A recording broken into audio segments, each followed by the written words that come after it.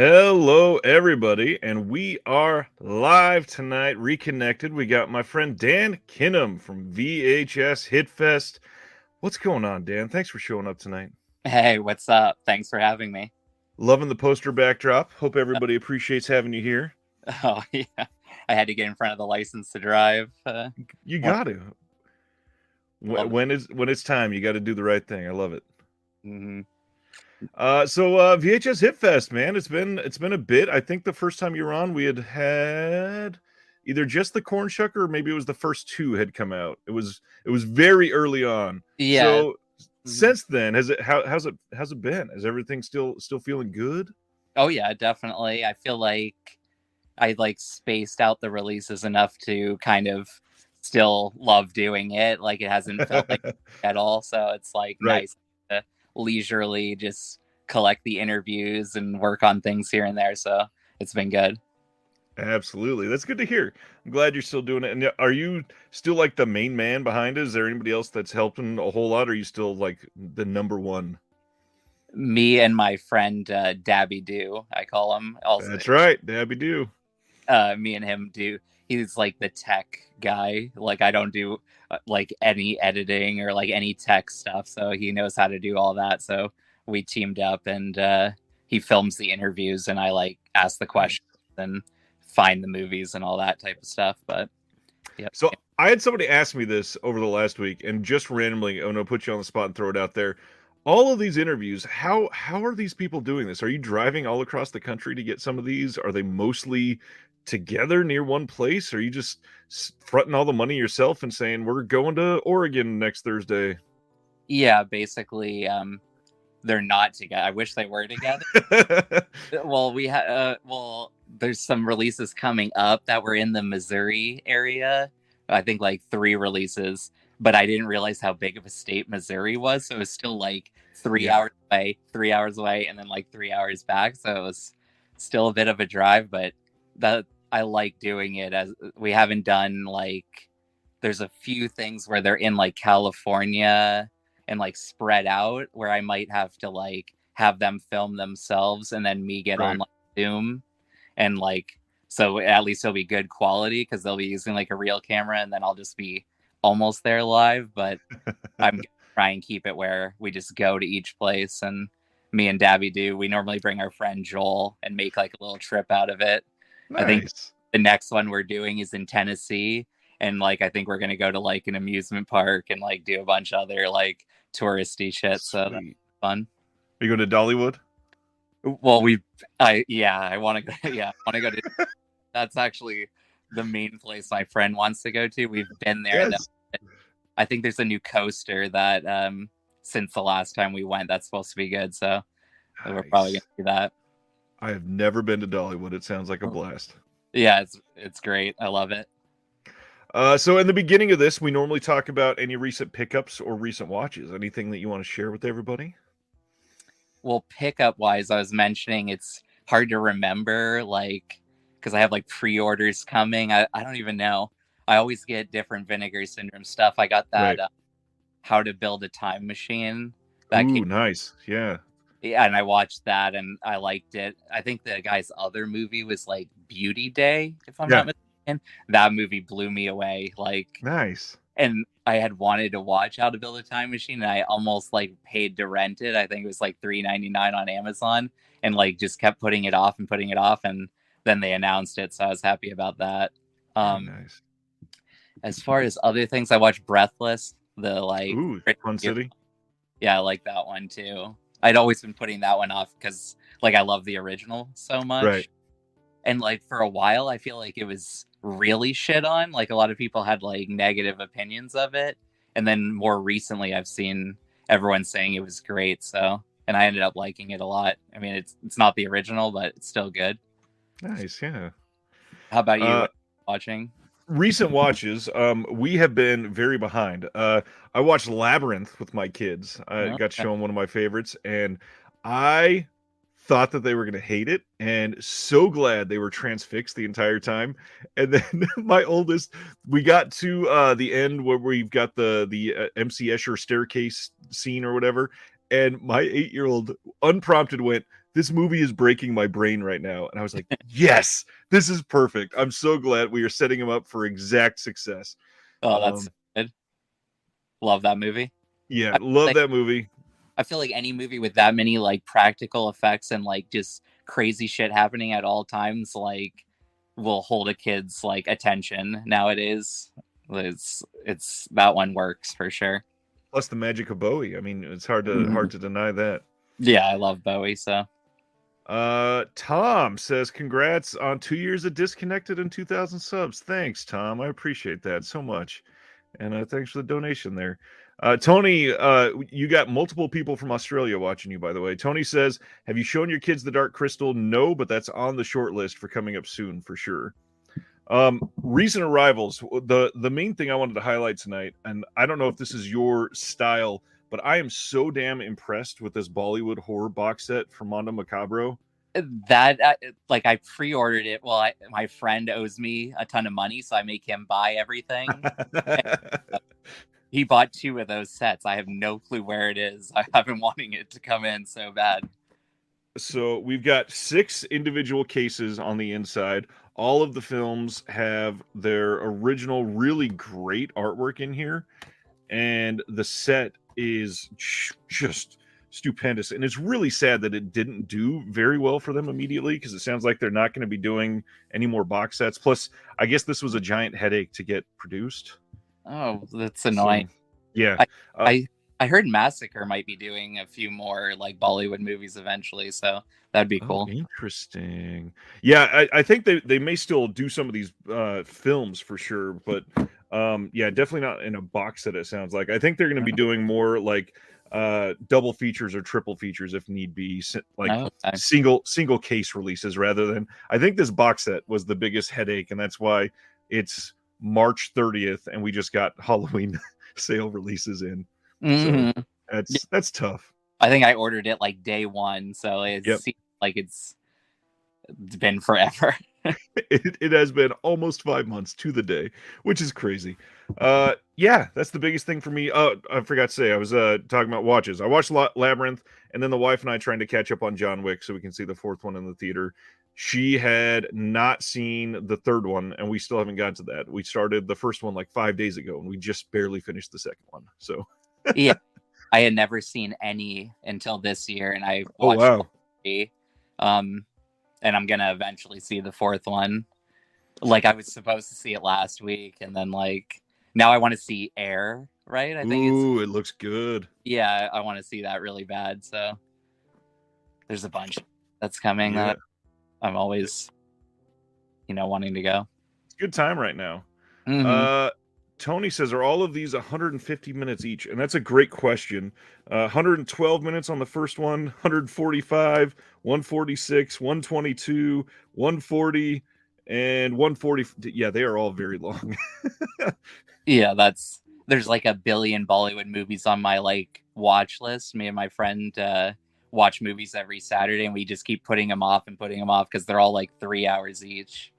But they're great once we finally sit down and watch one. I love it. But I am probably going to get shanked in the comments for this because of how many people that watched this loved it. I still have not watched RRR from last year. Watch 3 hours is a lot to set to the side. Yeah. Well, I mean, that one flies by to me. I wanted to see it in the theater, and like for some reason, I think it only played like a couple days here, and I missed it. And then I was gonna travel, but that's worth watching. Yeah, I bet. It does not feel like 3 hours at all. Like it's so good. Sometimes, like when they feel long, I feel like it's when the like songs are weaker. In this movie, the songs are great, so it like doesn't drag at all. It's like insane action scene, good song, insane action scene, and that's like over. It sounds like heaven. I definitely need to watch it. If it was a little more kid friendly, definitely would have watched it already. Yeah, they would probably be into it. I can't remember what like exactly is bad about it. There's some violent stuff in it for sure. Yeah, I'm sure they would love it. I'm that we would be playing sword fights or something afterwards, though, for sure. Mm-hmm. We watched Robin Hood, Prince of Thieves recently, and afterwards, my kid immediately, "Can I have a bow and arrow?" I was like, dude, it's been 4 minutes. That's hilarious.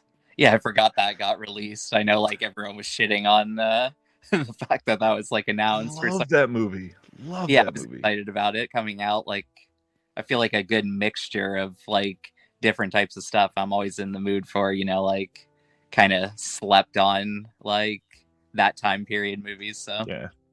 And that was an interesting time because obviously Costner was huge, but he wasn't so permeated that people hated him yet. It was Mhm. mostly just the accent.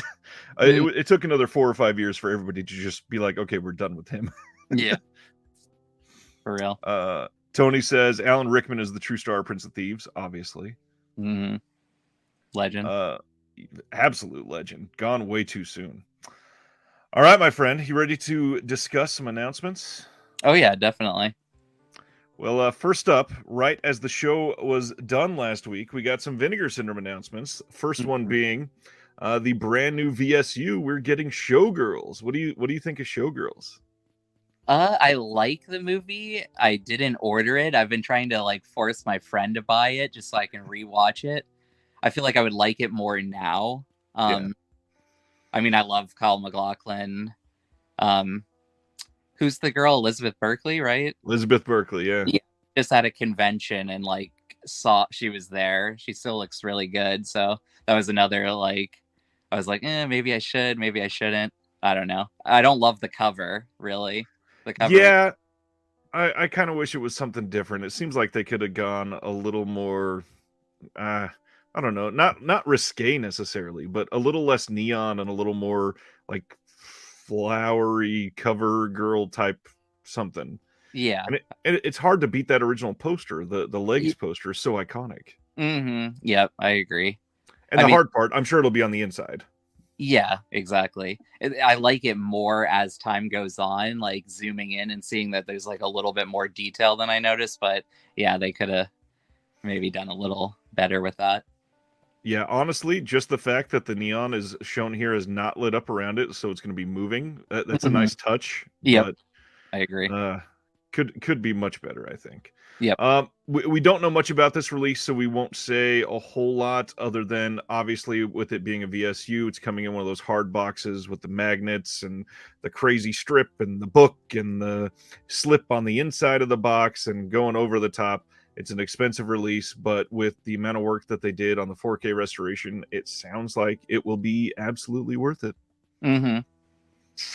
Other announcements from Vinegar Syndrome. We are also getting The Boogeyman on 4K, A Blade in the Dark on 4K, and then a Spanish horror box set called Villages of the Damned.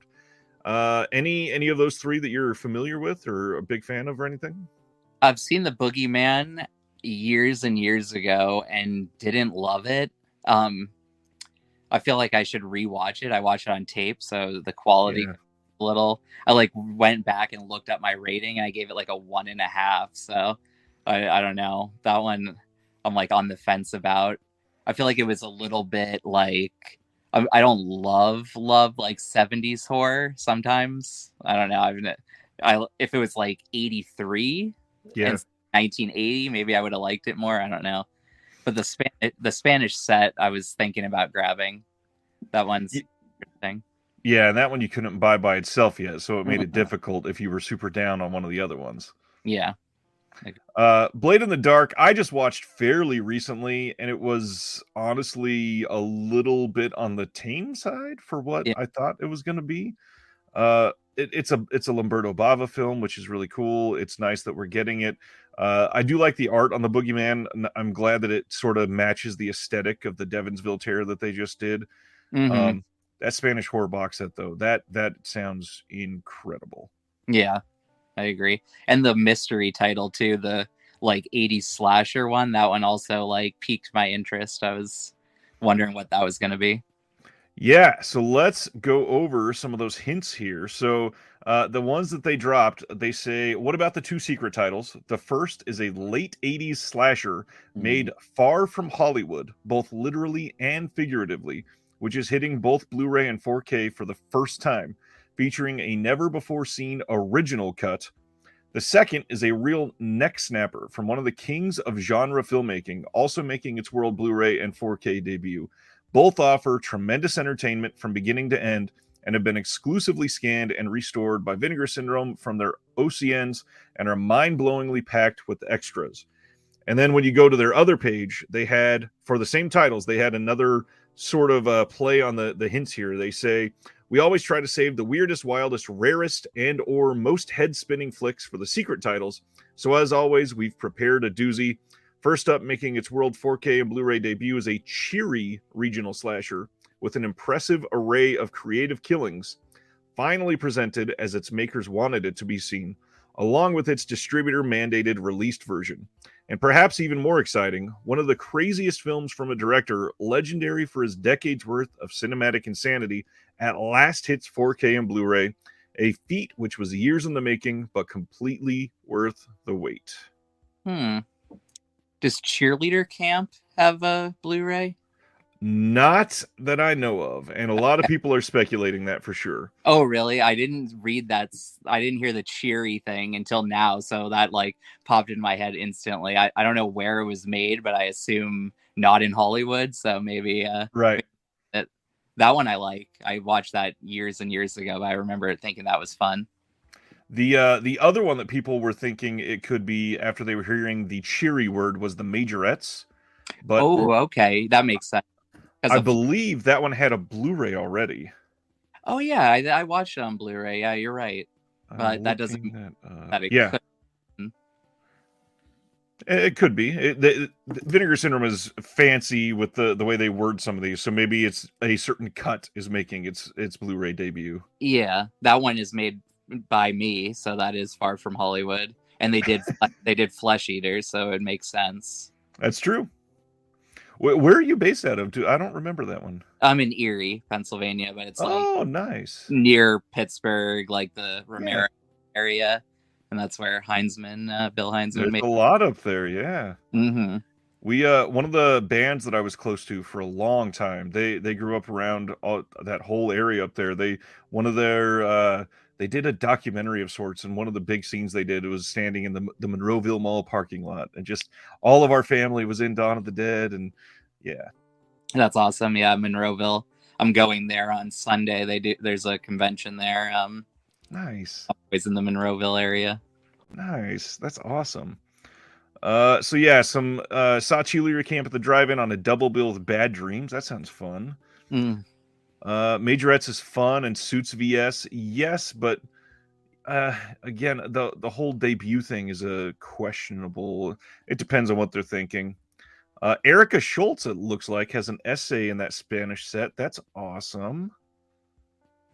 I didn't know this. Are you into Ari Aster at all? The Hereditary and Midsommar director? No, I mean I've seen both of those. Like they're okay. Well, they're not. I don't like them. They're not for you. Yeah. Yeah, but I'm excited about his new one.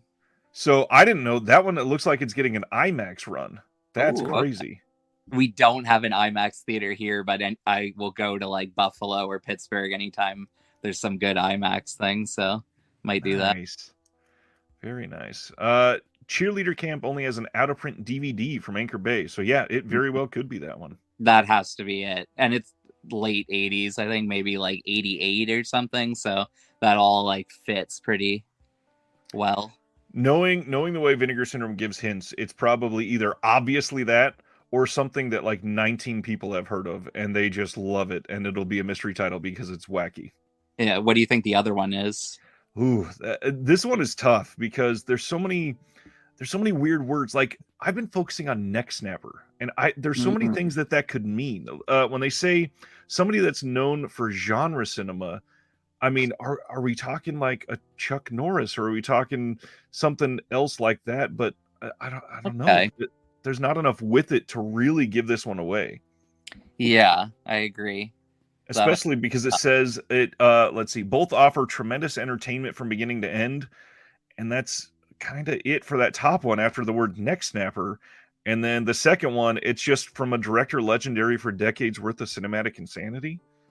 I mean, you can say that about a lot of directors. Yeah, I agree. Yeah, they were pretty vague with that one.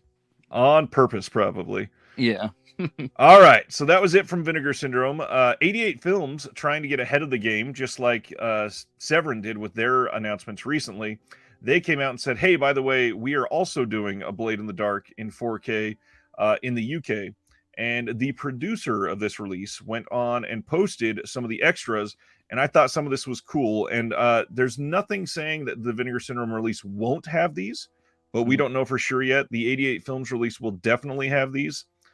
They are getting a brand new interview with the cinematographer Gian Lorenzo Battaglia. I'm probably butchering the Italian language right now. He's an important figure within the Bava universe because he was Mario's camera operator starting from $5 for the August Moon, and then he was Lamberto's cinematographer throughout the 80s. So that's pretty dang cool. And it's a long 20-minute interview talking about the relationship with the father and son. There's a new interview with the producer, Mino Loy, 25 minutes. And this interview with the notoriously camera-shy director-producer touches on the birth of Dania, his legendary series of sexy Mondo movies, the heyday of Giallo, his rapport with Lamberto Bava, and Dania's horror output in the early 80s. But then the big one, a new 30-minute interview with Lamberto Bava himself, in which he touches upon every possible aspect of making a Blade in the Dark. Pretty damn cool. And then there's going to be an audio commentary with Troy Howarth, Eugenio Ercolani, in which among many other things, they discuss the various versions and cuts of the film. And then a rich booklet made out of various essays penned by film historians and critic Pier Maria Bocci, in which the importance of the film is analyzed within the landscape of the fractured Italian industry. Giallo, are you deep into Giallo? Not deep into it. I like it. I feel like I don't love it. I wish I loved it more. I mean, obviously, I like, Argento and certain Bava stuff, but like, I don't know. Sometimes I feel like there will be like 3 amazing, amazing scenes, and then it will kind of be like a lot of dragging and like really thing, which like I know that's what people love about it. Kind of is that like is a mood, but yeah, I don't know. I like it when somebody recommends it. I'll check it out. So I get it. I'm more into the Fulci style wacky giallos. Those are a bit more fun for me for sure. yeah, I do love Fulci. He's crazy. He's always crazy.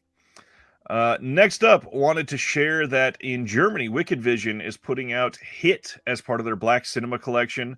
This is a strong genre feature from legendary director Sidney J. Fury with Billy D. Williams. This is limited to only 1,500 pieces and will be arriving the week of April 28th.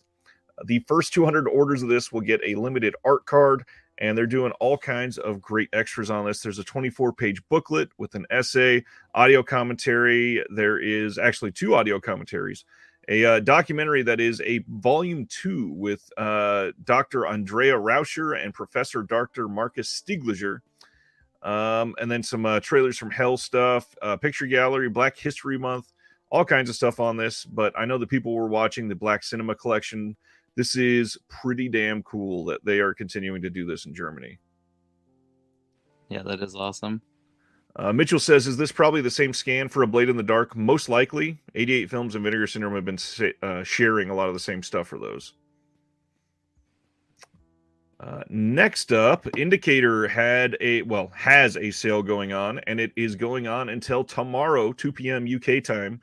Some pretty damn great prices, especially if you're not in the UK, and they drop VAT for you. So you can go on there and get like 150 pounds worth of stuff in your cart.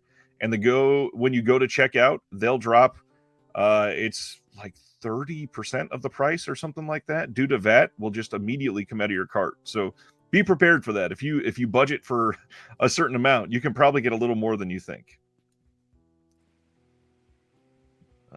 Next up, here we go again. Shout Factory putting out some site exclusives. They are giving us TNT Jackson, The Final Come Down, and Savage. This is a triple feature from 1962, 63, and 74.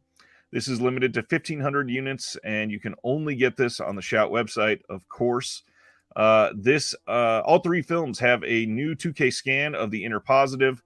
Audio is a 2.0 and mono. There is a trailer, radio spot, image gallery for all of them, and that is it. Are you buying much from Shout Factory or any of these other boutiques like this? I I love Shout Factory, but I haven't been buying too much from them recently. I haven't nothing has jumped out to me. This though, I would definitely pick this up if it was cheap. I just Yeah. read Tarantino's newer book, so he's kind of got me in the black exploitation 70s Nice. mood. So this seems right up that alley. This is the first of these site exclusives that doesn't seem like a major ripoff to me in the last few months. I mean, it's 3 movies. They all get new 2K scans, and it's decent for $30. It's rough when it's one movie without a new scan and it's $30. Yeah, I don't like no extras. I feel like it's so easy to just at least get a commentary. Yep.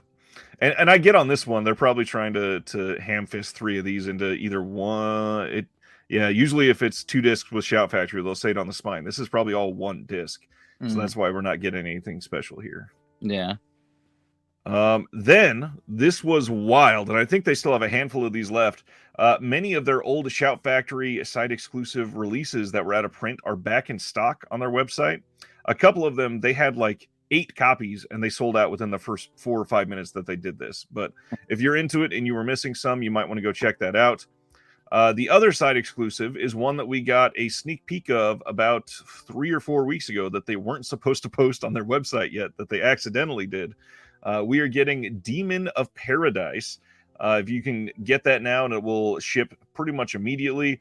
Again, limited to 1,500 units. This one does have a new 2K scan of the OCN, and that's it. There's a trailer, and you better be happy with that because you're not getting anything else.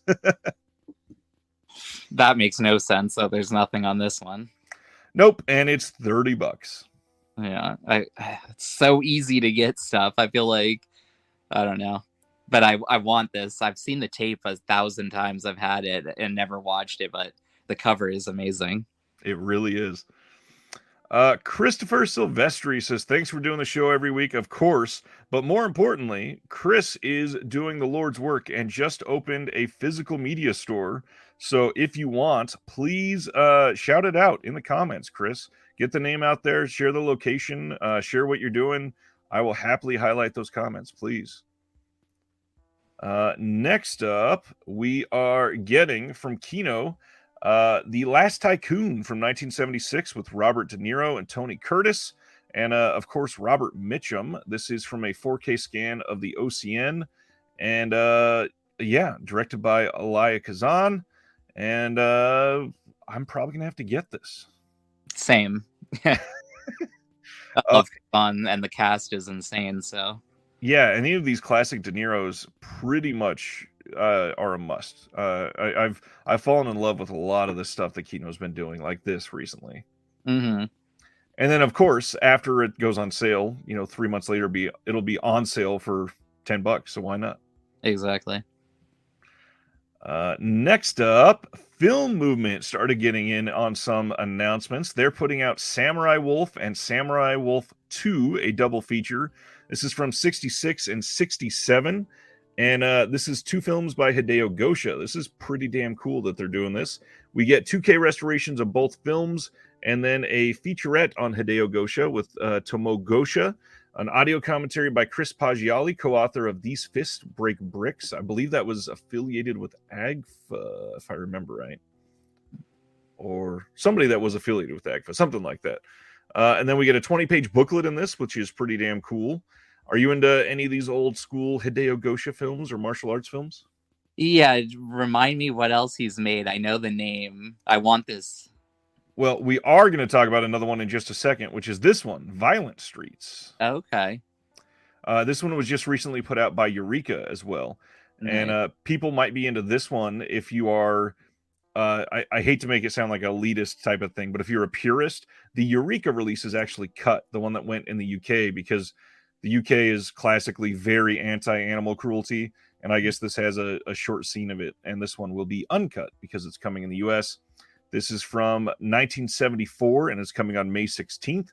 And this is a new 2K restoration. It's probably the same restoration Eureka had.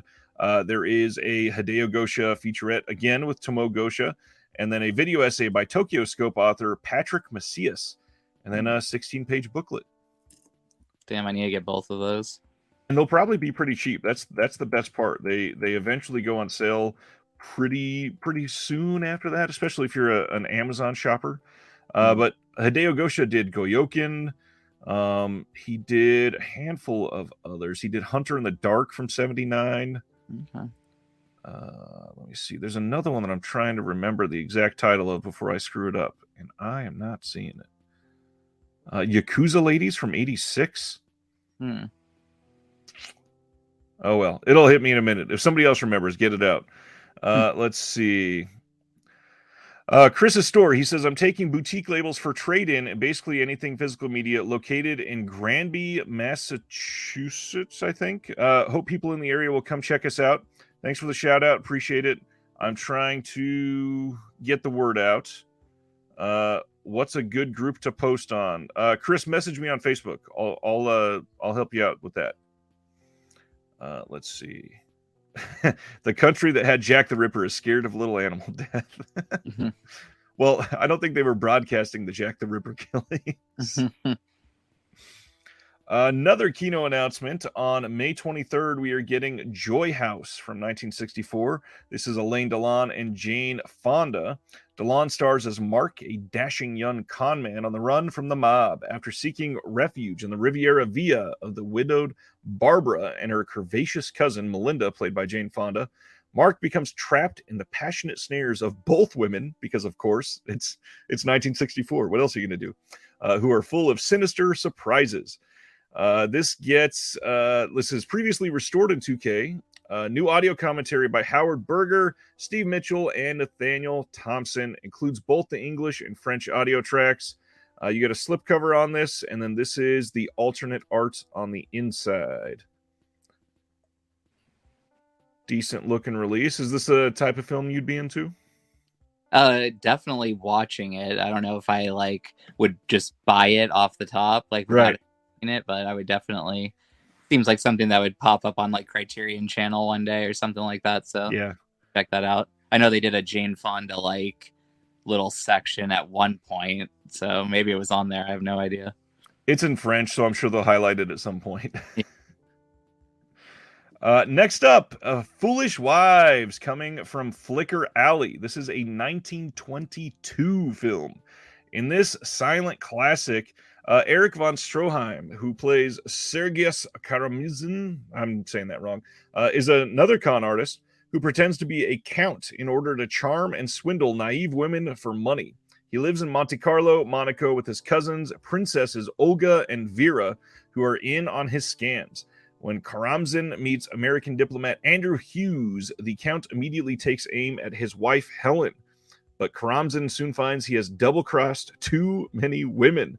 This is a brand new restoration, and for those that don't recall, Flicker Alley, they do really great work. Unfortunately, they don't get a lot of discounts on their items, so they are a little bit pricey. You have anything from Flicker Alley?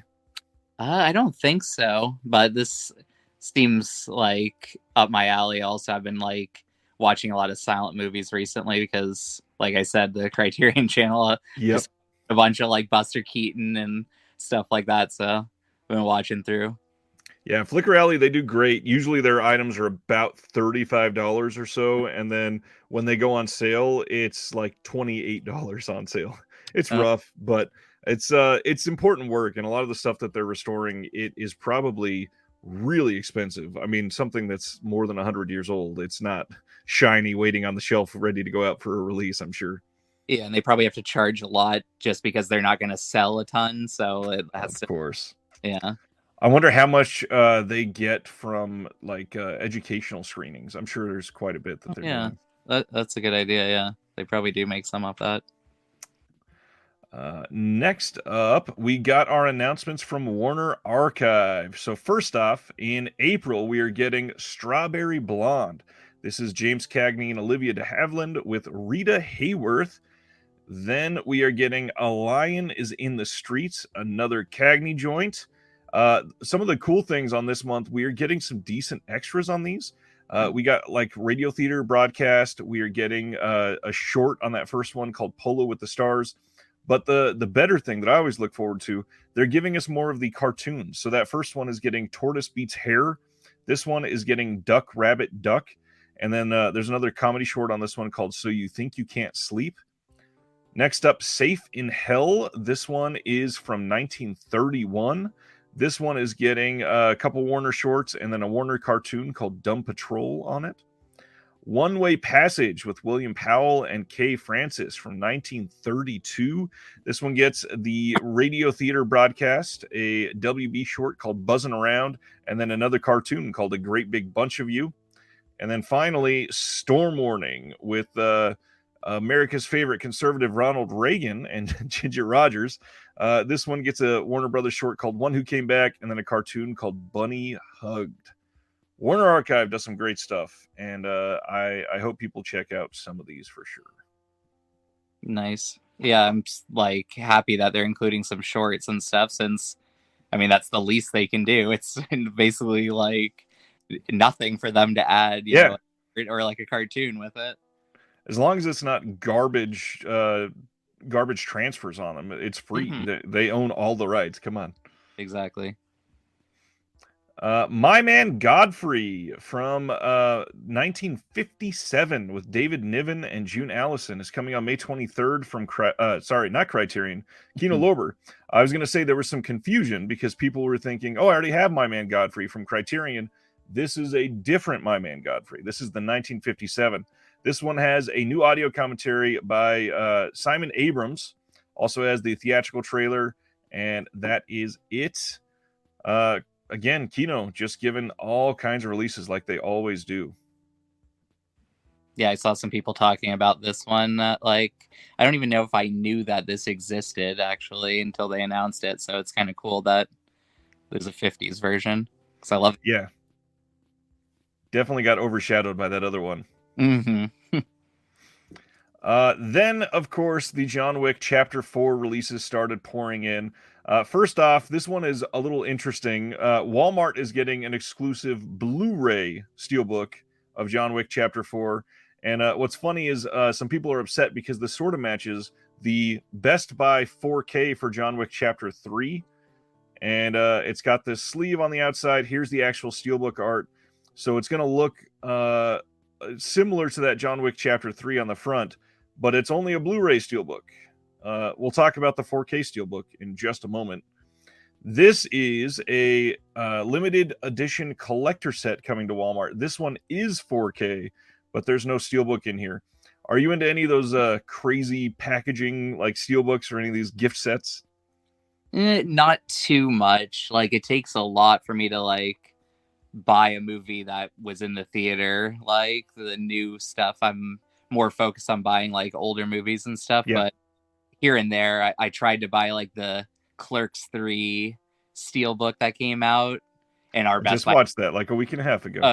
Did you? Nice. Our Best Buy didn't have it, so I had to get the just regular one because I wanted to watch it that day. So it doesn't really. I don't need a steelbook. I'll just, if I want a new movie, normally it's just to watch the special features. So right, that makes sense.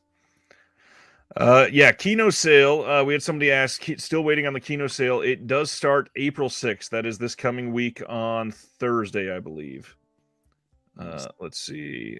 Devo says we still have Cinevent here in Columbus, Ohio. They are still an old school movie convention. Very nice. I know Cinema Wasteland is going on. That's also in Ohio. That's a good. It's a big one. Yeah. I've not been able to go to that one. I've been dying to, though. Yeah, if I wasn't going to that other thing that's in Pittsburgh this weekend, I would have gone to that. I go at least once a year. They do it twice, sometimes 3 times a year. Jeez. David Lash is asking, did they announce a John Wick 1-4 steelbook set to usurp the John Wick 1-3 set that they just released? Not yet, but the John Wick franchise is one of the most exploited franchises for releases in the last 25 years. So give it a week or two. We'll hear about some more. We're not even done talking about John Wick tonight. There's still one more to talk about. Kino Lorber is releasing the Audie Murphy Collection Volume 2. This has Sierra from 1950, Kansas Raiders from 1950, and Destry from 1954. I don't know anything about Audie Murphy It's myself. just about to say, I don't even think I've heard of him. He looks a little bit like James Stewart, kind of, in the tiny image. But yeah, I don't know him. Yeah, I don't know. This is one that supposedly it sold enough for them to do a volume two. Kino's been very selective about what they're putting out in box sets, so a lot of people must love Audie Murphy. Yeah, maybe like one of the movies in the first set was something great. I'm not sure. That sounds probably about right. Yeah. Classics Flicks. That was not the right word. Classic Flicks is hosting an anniversary sale. You can get that right now. There is a flat shipping of $3.99, no quantity limit, and they wanted to give a little tidbit to anybody that was interested. Their retail price of the Little Rascals, the complete collection, which looks incredible, by the way, that is increasing soon. And then the official complete series of Public Defender will be increasing as well. So if you want them at the cheaper rate and on sale, you're probably going to want to check them out now. ClassicFlix.com. Lot of good stuff there. Let's see. Audie Murphy was a World War II war hero who became a movie star. Interesting. Nice. That's probably why. He's in a bunch of Westerns. I'm not huge on Westerns. I love Westerns, but I like, it's hard for me to remember every actor in every Western I've seen. I'm sure like he's popped up in some that I've seen, but Paul told me to put some respect on Audie Murphy's name. Now I feel bad. Devo says, I don't do Cinema Wasteland anymore. Long story, horrible people and show, not the people I used to know. Oh, wow. Interesting. I do kind of feel like conventions have changed a lot in the last 5 to 7 years. Like they've now gotten a lot more popular, and now they're drawing a little more of a everybody type crowd. Yeah, I agree. May 23rd, Best Buy is getting a 4K Steelbook from Lionsgate for the film Crank. This looks like a wild Steelbook design with this case that goes on the outside and then the skeleton on the inside. It is the exact same scan as before. Lionsgate has not been updating these, but yeah. Crank. I don't even remember if I've seen that movie. I did an interview with Elijah Drenner on the channel this week. Check it out if you're into it. Here's one I'm curious to see what people think. May 30th, Paramount Presents is giving us a 4K release of Jerry Lewis in The Nutty Professor from 1963. First off, are you into Jerry Lewis at all? Yeah, I like him. I'm not like the biggest fan ever, but I do enjoy him. Jerry Lewis is super divisive. Some people really hate Jerry Lewis. Yeah, I mean, he's annoying, but like, but you should know that going in. You're about to watch something of his and just accept it. Right. So this gets a new 4K restoration with Dolby Vision, new filmmaker focus with Leonard Maltin, new both sides of the camera, the innovative genius of Jerry Lewis, and then Jerry Lewis and Frank Tashlin discussed The Nutty Professor. This is from 1962. And then an hour of legacy content, including commentary by Lewis and Steve Lawrence, screen test, deleted scenes, and a lot more. Paramount Presents. A bunch of people were... I am not confusing him with Jerry Lee Lewis. No. Wow. Paramount Presents. A lot of people don't love them because they came out with their releases. They were kind of subpar, and then they started releasing 4K releases. So I understand that. But at least this one, their first release is 4K. Speaking of 4K from Paramount, on June 6th, we're getting a Clear and Present Danger with Harrison Ford, one of the seminal 1990 type of action dramas. Are you into those 90s actions? Yeah, I remember watching this as a kid. This was one of the tapes my parents had. I would definitely give this one a rewatch. I love Harrison Ford. I used to watch Witness all the time, and of course, Nice. Jones, I would blow through a billion Harrison Ford movies back then. Yeah, Air Force One was on all the time at my house. Oh yeah, yep, Air Force One. Here's a modern action flick. May 30th from Wellgo USA, we are getting The Siege. This is from 2023, brand new movie. After being compromised during a mission gone wrong, an international assassin is sent to a reassignment center to receive a new identity and erase any trace of his past handiwork. However, when a ruthless team of operatives storms the secure compound, he reluctantly teams up with an elite hitwoman and her mysterious charge in order to make it out alive. Wilgo's been doing a lot of crazy ones like this. Yes, I've been hearing great things about the 4K of Dragon Slayer that just came out. Are you into Dragon Slayer at all? No. I'm not I know the name. I would have to see exactly. It's not popping into my head. It's not been super easy to see for quite some time, so that makes sense. But yeah, a brand new 4K just dropped like 2 weeks ago, and it's supposed to be great. Okay, I'll have to check that out. Tulsa King, another Paramount release. This is coming on June 6th in a Steelbook and standard Blu-ray set. You can get the whole season 1 here. They do have some special features and everything. Over 90 minutes of bonus content in six. What was that Freudian slip? 6 never-before-seen featurettes where the cast and crew discuss the different dynamics of the show's plot, setting, and working with Sylvester Stallone. I love how Stallone is such a presence. There's a featurette just about working with him. Yeah, that's right. Sex. He saw Stallone and was like, Speaking of, hey. Yeah, legend. Well, speaking of sex, here we go. This is pretty damn cool. Cult Epics is doing an Indiegogo campaign right now to print this big coffee table book called The Films of Tinto Brass. And with that, they're doing 2 4K releases. They're doing All the Ladies Do It and Frivolous Lola. Both of those have had releases prior by Cult Epics, I believe, but also by Arrow in the UK. And the book is going to include an in-depth biography and analysis of the 30 films directed by Tinto Brass per chapter, featuring interviews with Tinto Brass, Alan Seekers, and others, presented as a coffee table hardcover book that is 11 by 9 inches, 1 inch thick, fully illustrated with poster art, lobby cards, press photos, and more. 250 pages, over 200 restored promo images, many rare and previously unpublished in book form.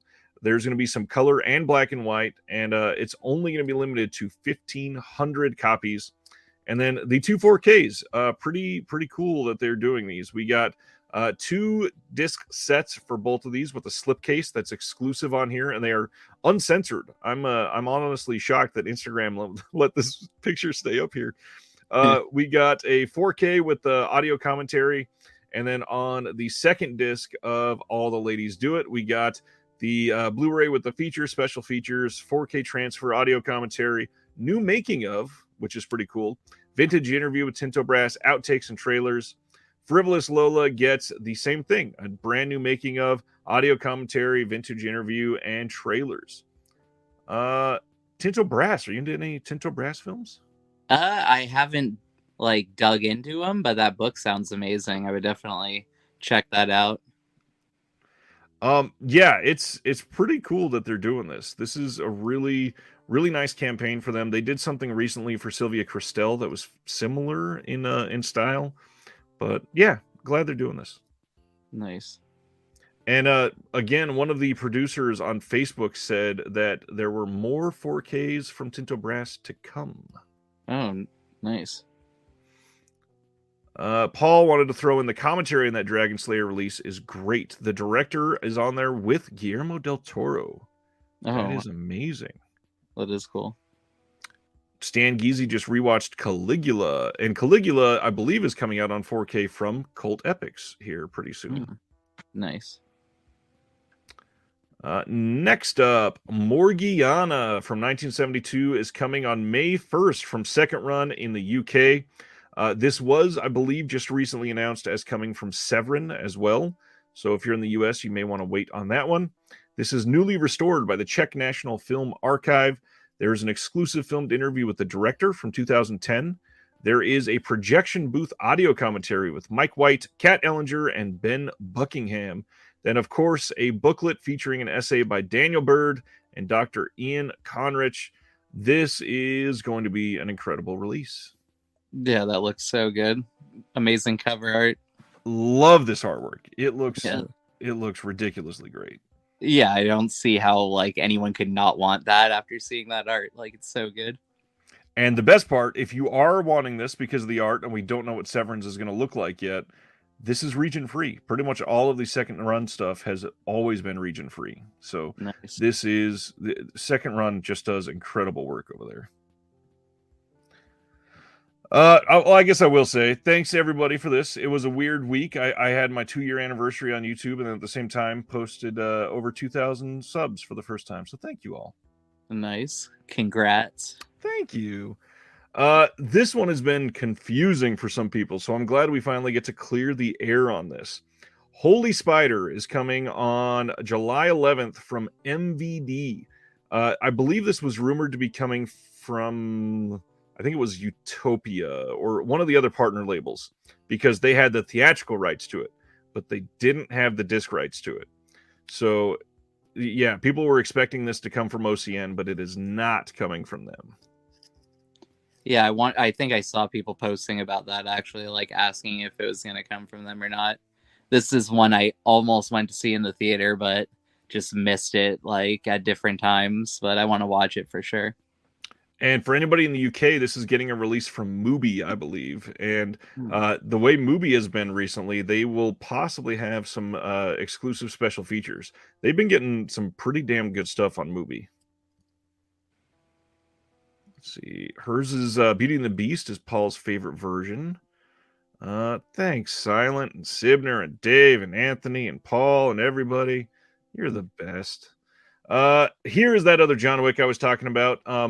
I say the link and details for this are to be announced, but it's up now. You can pre-order this from Best Buy.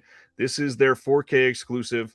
What's really cool is on the back of the steelbook here, we got a Donnie Yen picture, which I don't think many of the other designs are going with the Donnie Yen pick, and I'm glad that they did.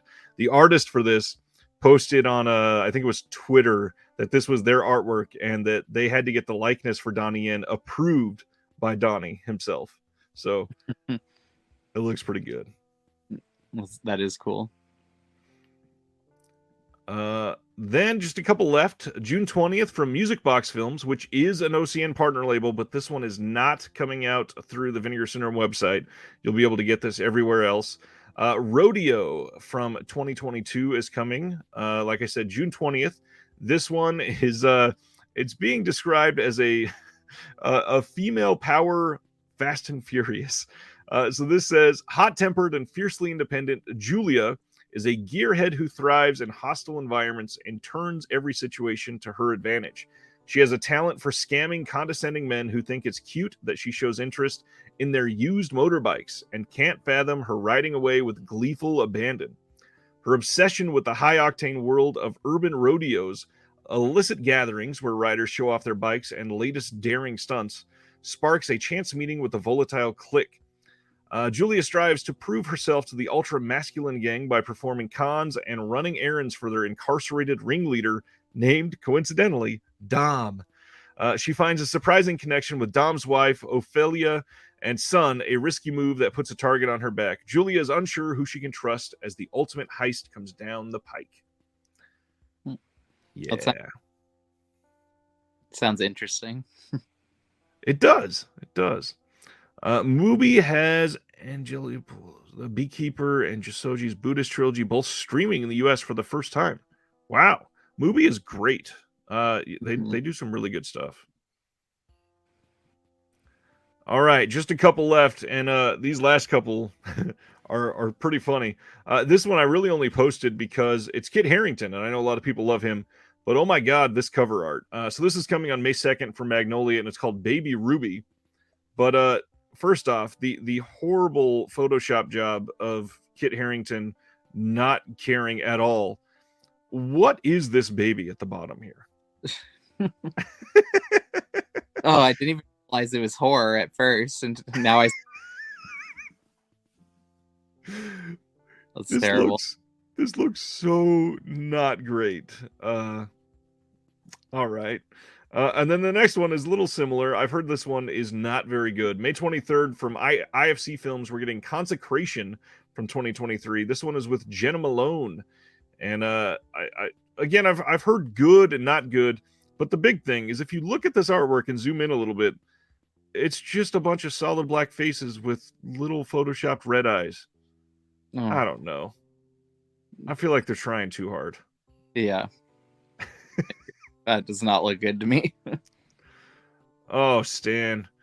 Stan says, with me as the baby. Give me a break. All right. We got Eureka announcements left, and then I think that is it. Coming on June 19th for all of these, Samurai Reincarnation. In the aftermath of a failed rebellion, Amakusa Shiro is crucified but returns as a vengeance-filled demon with the power to resurrect the dead. Shiro uses his power to assemble a team of undead warriors, including legendary swordsman Miyamoto Musashi, and the only one who can stop them is the wandering samurai Yagyu Jubei, played by Sonny Chiba. A spectacular Chanbara fantasy epic from Kinji Fukasaku. Samurai Reincarnation makes its UK debut from a 2K restoration as part of the Masters of Cinema series. We get an uncompressed Japanese mono audio, the English dubbed audio, brand new audio commentary by Tom Mess, who is one of the Asian masters, new interview with Kenta Fukasaku, and then the original trailer and a collector's booklet. Damn, that looks nice. I want that. It looks pretty incredible, and it's another Chiba. I'm so glad that we keep getting some Chiba stuff. Some of these comments are hilarious. Then the next one they're giving us, June 19th as well, we're getting Revenge from 1964, a cruel Jigadeki masterwork from director Tadahashi Imai and screenwriter Shinobu Hashimoto, the writer of Masaki Kobayashi's great masterpiece Harakiri. Revenge is lacerating attack on the absurdity and hypocrisy of feudal Japan. An innocuous comment during a weapon inspection wounds the pride of low-ranking samurai Shinpachi, leading to an argument with his superior. The situation snowballs out of control, leading to a deadly duel and political fallout, which threatens the entire clan. This is the first time this is going to be available in the UK. This gets a new interview with Tony Raines and a collector's booklet. And again, this looks like a pretty killer release. Damn, I want both of those so bad. And then, are you into Cynthia Rothrock as well? Oh, yeah.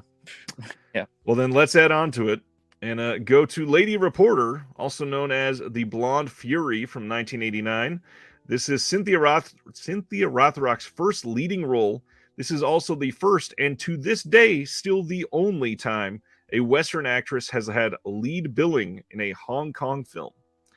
Rothrock plays Cindy, the titular female reporter sent to investigate an unscrupulous newspaper editor, played by Ronnie Yu. Teaming up with Elizabeth Lee, Long Arm of the Law Part 3, the two go up against a series of opponents played by some of the greatest bad guy actors in 80s cinema, including Billy Chow, Jeff Falcon, and Vincent Lin. This is going to be a part of Eureka Classics, and it's got a brand new 2K restoration. It's the first time it's been available in the UK. This gets all kinds of stuff. We get a 1080 presentation of the original theatrical cut, of the international export cut. Both of those, like I said, new 2K restoration. We get the original Cantonese mono audio and optional classic English dub. We get a new feature-length commentary by Frank Jang, the master, and actor and martial artist Vincent Lin.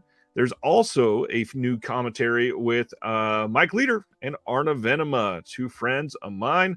New select scene commentary with actress and martial arts movie icon Cynthia Rothrock. New interview with Cynthia Rothrock, and then a new interview with Meng Hoi. This looks great. Yeah, I need that one too. Damn. Couch says Cynthia is always welcome. I mean, all three of these look fantastic this month. I know, those. It's crazy. Those are all so good.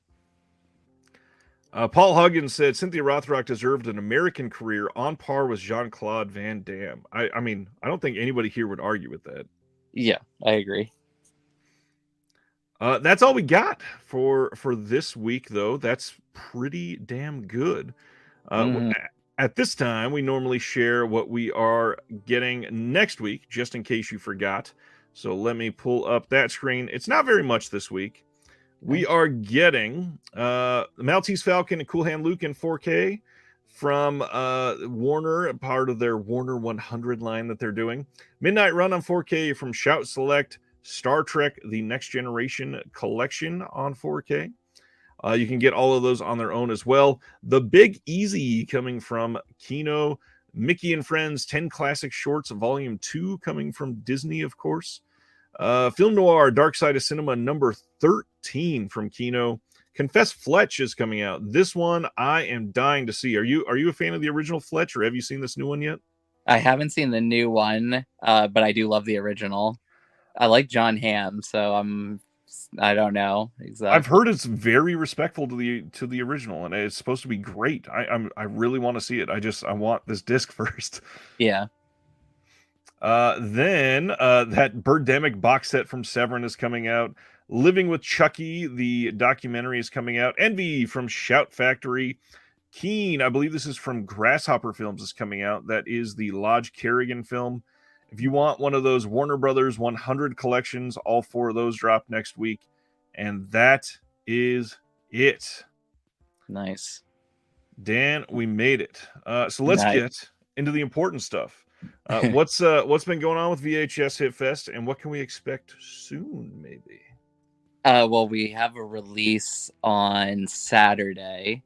And it's probably it's definitely my most excited. I've had to bite my tongue so much, I can't reveal it. I think this is the one that we talked about when we first had our interview, right? Right. I mentioned before that we're doing something martial arts. And this is going to be 2 disc, and we got a hand painted cover that's insane, so good. There's going to be a poster for it, a t-shirt. We're going all out for this release. Wow. And I would say anyone who likes Miami Connection, Samurai Cop, Action USA, it's all in line with those. I honestly feel like it's going to be up there. People are going to love this one, so I'm excited for people to finally see it.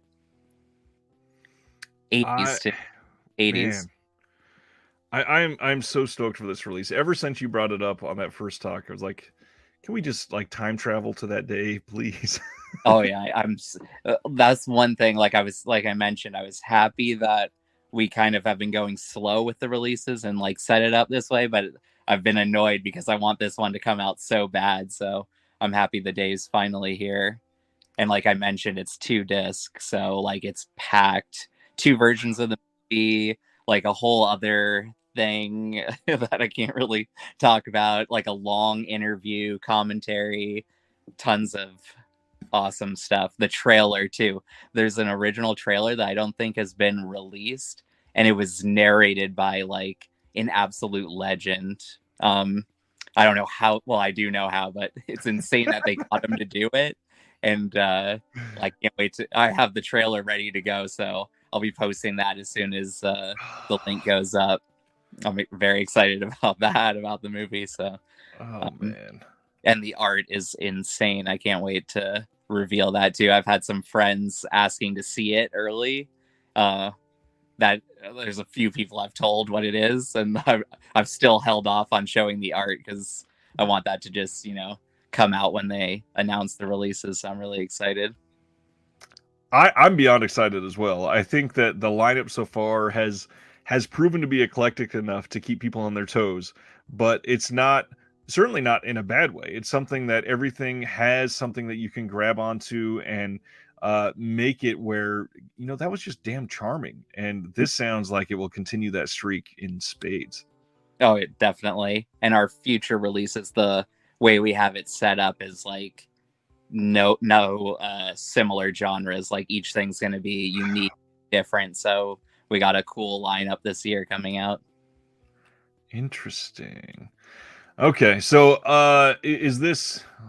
Let me see for everybody if I can get any type of information that's not actual information. Is this a well-known title, or is this one that's most people are not going to have heard of? Most people haven't heard of. I feel like if you're deep into VHS, then you might have heard of it, but I know probably less than maybe 10 to 15, less than 10 collectors that have the original tape. Wow. But there's no DVD too, but it's like well known in that like people have made like bootleg tapes for it, and like it's been uploaded here and there over the past like years, but I don't think there's any way to see it at the moment besides this Blu-ray that's coming out. Amazing. So I'm happy about that. All right, so it's from the Yeah. 80s. Did you say late 80s? No, I didn't say late 80s. It's I well, tried. yeah, it's like mid 80s. Interesting. Can you share what part of the country it's from? Midwest. It might Okay. be, yeah, Midwest. Interesting. So it's similar to Miami Connection, and how big of a part does music play in this film? A pretty big part. There's one absolutely iconic moment involving music and maybe an impersonator. That's all I'll say of somebody famous. It's so good. It's absolutely the most random, amazing shit. Wow. All right. This is, yeah, I'm in. This sounds incredible. Yeah, I cannot wait. Like, I seriously have been like just dying to announce it. Okay. So, if you could sum up all of the genres that encompass this film, what words would you use? I don't even know. I mean, it's like overly dramatic in like the best way possible and in a way that people probably wouldn't be expecting. Like, it goes further than you would expect for sure. And it's got ninjas, it's heavily martial arts, but I feel like it's a similar vibe to what we've released in that it's like a passion project for the people who made it, and the whole town that it was filmed in got together. The town that it was filmed in still loves the movie. They've done Oh, different nice. screenings throughout the years, and there's different. I can't go even more. People will start guessing, but there's things about it that like yeah, that's about it. I love when towns embrace stuff like this and they really go deep on it. Yep. When we went to do the interview with the main guy in the movie, we like did a tour with him through the town, and like people were recognizing him. Like everyone, they're like, "Oh, I know you." Like it was just great. Like he's a legend. And the shirts that we have that are going to be available on the Vinegar Syndrome site are the exact shirts that they wore in the movie too. So I'm excited for people to. The design is amazing. Like I want an original, but I'm happy to just be able to wear what I can get because it's so good. I feel like Vinegar Syndrome should be doing that sort of thing, or not Vinegar Syndrome necessarily. OCN should be doing that type of promo more.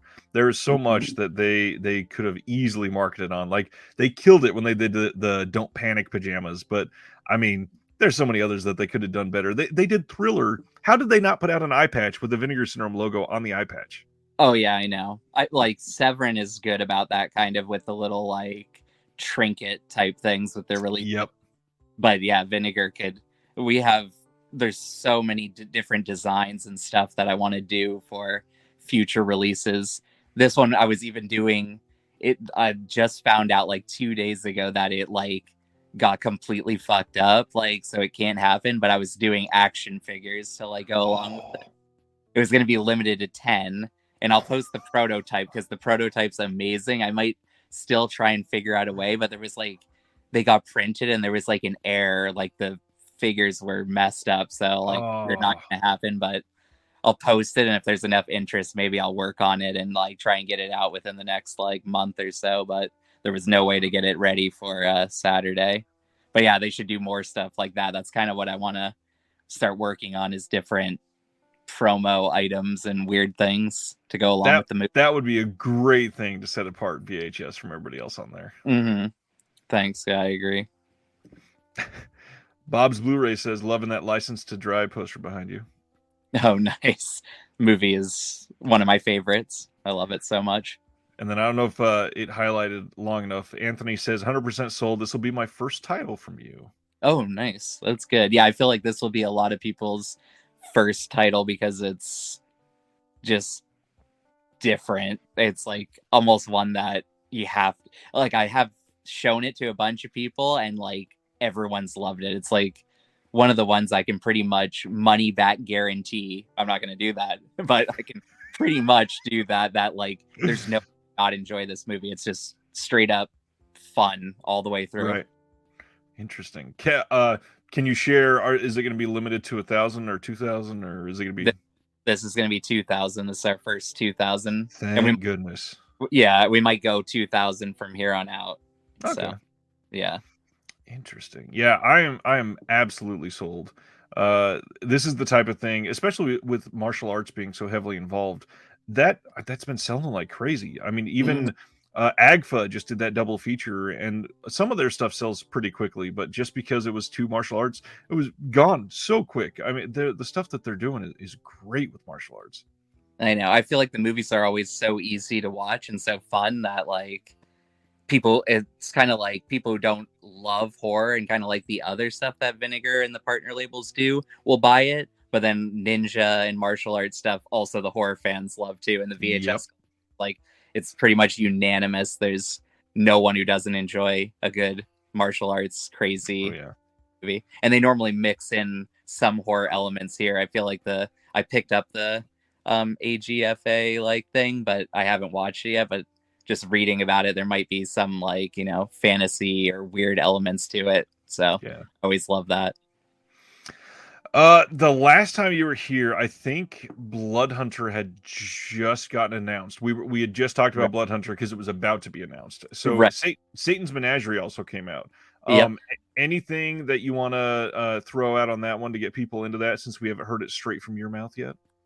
Well, I love that movie. I feel like it's one of the most ambitious shot on video movies. The guy who made it, Gary, he was a huge horror fan, Universal Monster fan, and he wanted to make just a love letter to those types of movies. So he got all the different monsters he could think of. There's like a fish man, there's like a wolf man, vampires, everything. So it's wall-to-wall special effects and just insanity. And it took 6 years to finally happen. So there's a lot of like behind the scenes stories on the Blu-ray for those who want to check it out. And there's a bonus movie that they made that's a feature length 8mm movie from the 80s. So that's another extra thing if you get two movies for the price of one, basically. Nice. And yeah, that's one of my favorites. I feel like the last like 30 minutes of it is just perfect, like shot on video craziness. So that one, the slip on that one sold out pretty quickly too, right? Yeah, it did. Yeah, I think within like a month or so that did go quick. I love the art that Earl did. Yeah, I gave him like the House of Frankenstein, the like original like poster art. I was like, something inspired by this, and like I cannot believe he pulled that out of his ass with like no like we had like no promo stills or like anything, and he worked his magic and made that look so like. That's what I'm happy about. Like the movies that we're doing, I love, and like so far, all like the art and everything I've loved. So it's like I want to put it on my shelf, even if I wasn't the one releasing it. So exactly, happy about that. He's been killing it. I'm happy. Everything seems to be so successful so far for you. This was so fresh last time you were on here that it was easy to say Corn Shucker could have been a fluke, but everything has done very well. It seems like. Thank you. Yeah, I'm happy about that, and I'm happy that we're bumping it up to 2,000 copies now, because we've got some stuff that like I really want more people to see, and like I feel like sometimes once the slip sells out, people are like, like I missed out, like, and so I'm happy that now more people, especially the thing we have coming out in October, that is going to just destroy people. Like it's so insane. It's March. You can't drop that type of tease on us. Well, the way we have it like spaced out, the releases is like we have. Well, I guess I can say there's something coming in on like July 1st. Oh wait, we have a tape or something coming out in June. Then there's a Blu-ray in July, and then like October. Oh wait, yeah, October's the next thing. and then I think we might be doing November and December, something like that. So it's like we space it out kind of weird. So it's like in my head already. That's what I'm like working on now. So I'm excited for that to come out. So what is that going to make? Four releases this year or 5? Definitely 4 Blu-rays, but possibly 5. There's like one that like there's so many issues with. I'm trying really hard to get it out, and it would be perfect time. I want it out in November, but we'll see. It's annoying. Eventually, it'll happen though. I'll make it happen. Damien says, speaking of video, will we ever see a Tim Ritter box set? I think SRS Cinema was doing a Tim Ritter box set, actually. Yeah, that makes sense. I think. Yeah, I feel like a lot of the like more popular like shot and video directors all have like different companies like that they're close with. Yeah, I think like Horror Boot. Well, wait, what is it? Like Wild Eye's newer label that I think is doing like the Todd Sheets stuff, and then like you said, SRS is doing like the Tim Ritter stuff. So yeah. And I think SRS had done the Todd Sheets, and now I think that they've sold through. Now they're making a move. Yeah, those have been released quite a bit. Of course. All right. So our big discussion point of the night, now that we've talked about VHS stuff for a minute, we were going to talk about stuff that we are basically creating a Blu-ray wish list for. I don't know about you. I tried to go for none of the obvious ones that people have been begging for. I'm knowing your taste. I'm pretty sure like True Lies is not on your list right now. Oh, okay. I didn't even know that was. Oh, okay. Yeah, I actually just one of my friends did tell me that's not on Blu-ray. So I'll list a bunch of the easy ones after, but let's go through a top 5 list. Why don't you give your number 5 on your Blu-ray wish list? Okay, let me grab my list that I have written down so I can. I don't even know. Oh, I have some honorable mentions. Maybe I'll mention those at the very end. Sure, I've got one of those plus all the obvious ones I'll mention after too. Okay, I guess I will start with Elves. Nice. I know why Elves is. That seems like the most obvious thing ever to release, and the movie's amazing. I watch my tape every Christmas time. Like it seems like Vinegar or just any one of the companies would release it. Not exactly sure what the issue is, but that needs to happen for sure. What year is that one? Is it 80, 89, 90? Yeah, I think. Yep. Huh. Okay. And the guy who directed that, I don't remember his name. Didn't he do another one that we already have from Vinegar or somebody else? I'm not sure. I know like AIP released the tape, and there's a million different like that era AIP stuff that's been released. Like Raw Nerve came out recently, and stuff like that. So I'm not exactly sure. Maybe the director doesn't like the movie or something and doesn't want it to come out. I have seriously no idea. What I was thinking of? I was thinking of the word the movie Iced from '89, which he also did Beyond the Door 3. Oh, okay. Is Iced not on Blu-ray yet? Not yet. That needs to come out too. That one I remember liking that. Let's see. My number 5. I don't understand how we don't have a modern John Waters film on Blu-ray. How do we not have Pecker on Blu-ray? Yeah, that I didn't even know that we didn't, but I do love John Waters. That does not make sense. I feel like maybe Criterion will eventually get around to it. I mean, I don't know if they, maybe they don't have the same sort of respect for this one because it's so new and a little more, not even flashy, I guess, but like shiny compared to his other stuff. It's still subversive. It's still very John Waters. I feel like it's obvious. We gotta have this on Blu-ray, and it's so new and has a good cast. You can't picture this selling just gangbusters for them. It would be amazing. I'm sure it would sell like crazy. Yeah. Does Cecil B. Demented have one or? I don't think so. Okay, I know Serial Mom has one that. Yes. Love that movie. No, Cecil does not yet either. Okay, I need that. I really like that movie. Cecil, let me make sure I didn't spell it wrong. Yeah. Nothing yet. What? That makes no sense. It seems like not Criterion, at least it would have like just a normal like bare bones Blu-ray. Some studio Blu-ray, yeah. Like, We got some wish list items in the chat, but I'll hold on because I feel like we might mention one or two of these. So, what is your number 4? number 4, House Party. That's an obvious one, yeah. And there was just a remake. It would have been the perfect time. How does I want like a 3-disc set with the soundtrack? That's when you brought up different topics and you were asking about.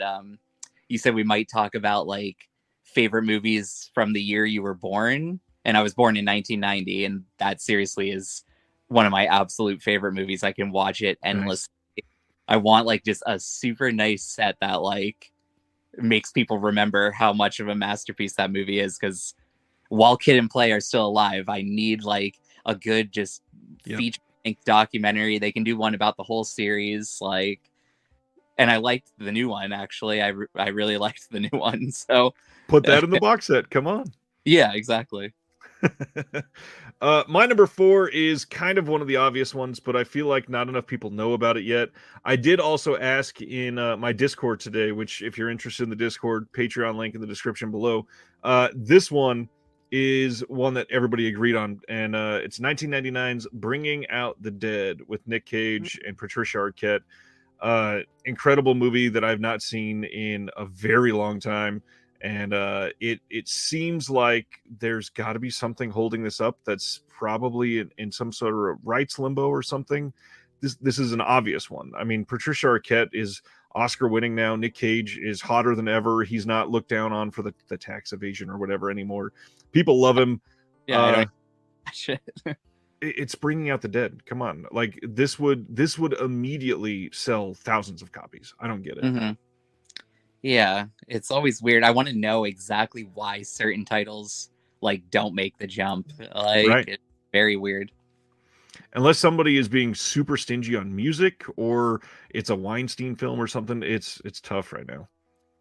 Like even that, I feel like they should do more. More companies should do like Kickstarter or something where it's kind of like if the music rights are expensive for something, just to see if they can get enough pre-orders basically, or enough like donations.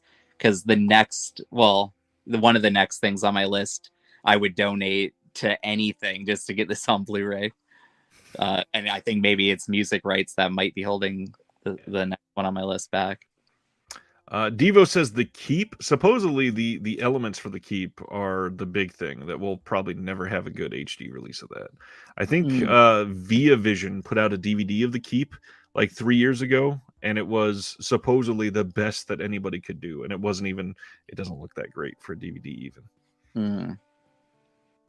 All right, so we are on number 3.